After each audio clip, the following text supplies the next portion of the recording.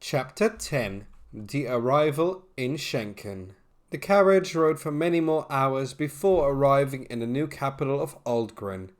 A big sign on the right-hand side of the main road reads: Hier in Schenken verdient man alles doch mal selber. That roughly translates as, in the city of Schenken, you earn it all by yourself. The new slogan was instructed by Zayden's mother when she made it the new capital of the country. Many taxes for the region were raised rapidly in the last year. The people of the city are suffering under the high taxes. Once it was the wealthy capital of the local region. Now that it serves as the capital of the country, it's headed for demise. The main streets, once blooming with shops and beautiful flower along its way, it now has many signs reading, closed for business, permanently.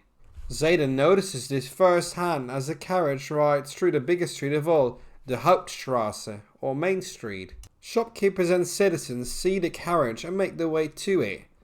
They walk along the carriage and the man yells, "Sir Zayden, please help us! Your mother is ruining our city and the country!"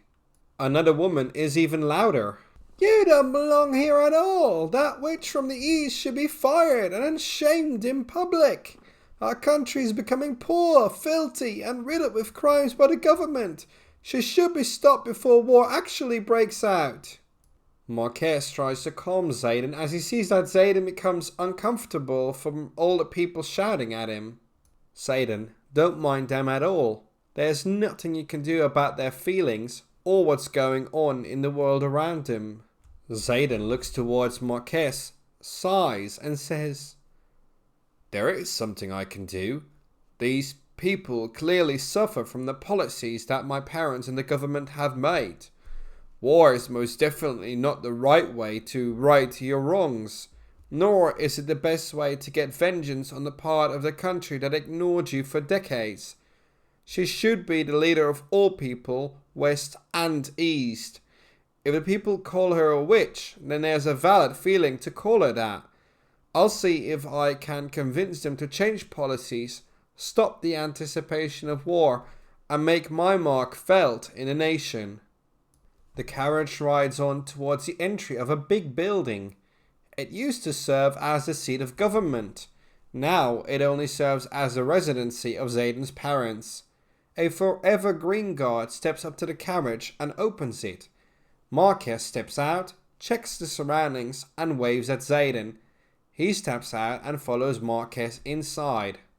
As they do steps inside, they look up to a massive staircase in the center of their visible range. "Wow, Zayden, this is massive. I've never been actually here before, and I've only met your parents at the negotiation table in a side building. Do you reckon there are many people at work here?" Before Zayden can answer the question, a servant greets them. "Greetings, Sir Zayden, and guard, I presume. How utmost unfortunate of timing to arrive here now in the grand capital of Altgrön, Schenken. Her Excellency has urged me to show you to a room for the day. She is currently unavailable due to highly important meetings. As they are classified, I am not able to inform you on the matter spoken of. Your guard will reside in your room as well. We have ensured privacy for the both of you, so not to worry." The servant walks with Zayden and Marques upstairs and takes a right turn.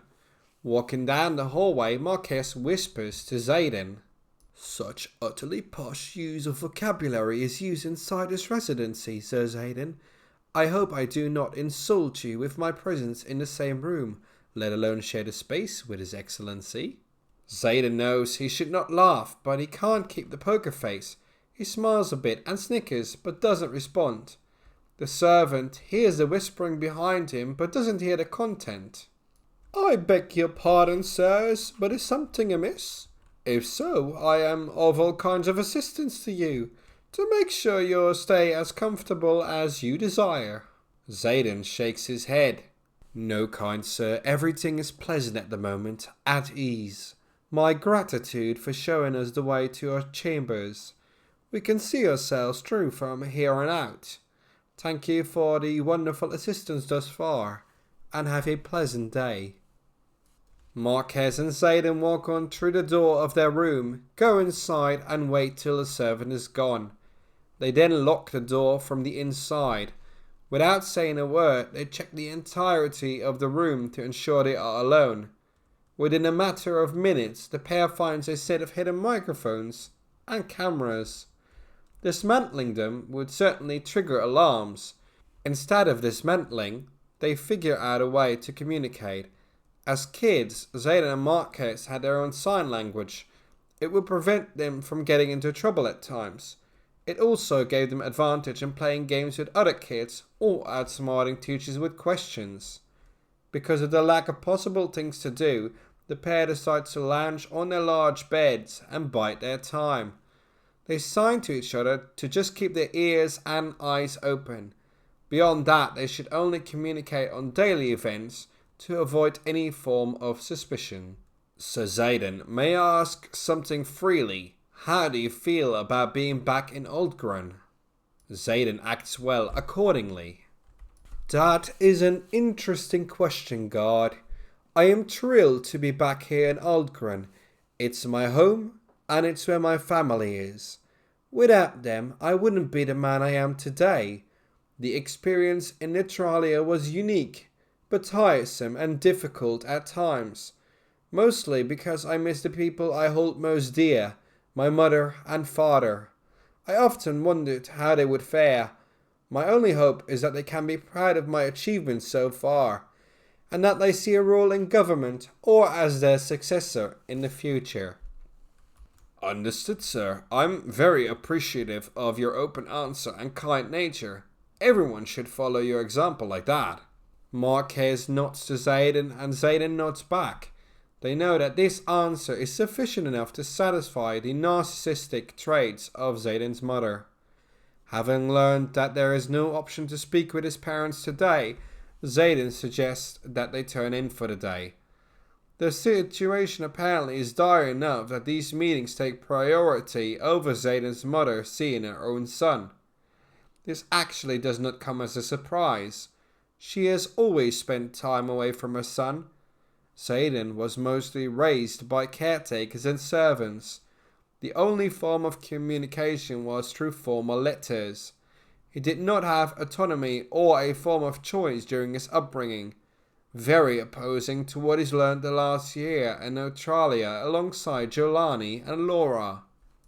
Will Zayden be able to have a meaningful conversation with his parents, or will he feel like he's been an afterthought like his entire youth?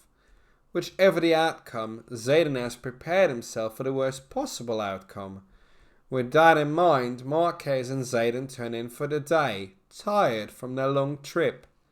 Zayden hopes that he can get some answers to questions but he's been holding inside for many years.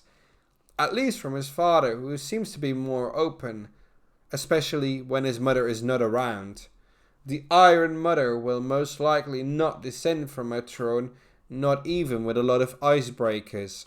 Thus, Zayden has to tap into the benevolent father, the one who always is willing to give people second chances, the one to rarely but sometimes persuade the leader of the nation to change her mind.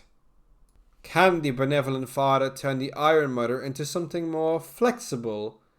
And will Zayden be able to fully display the events that happened in his last year in Netralia?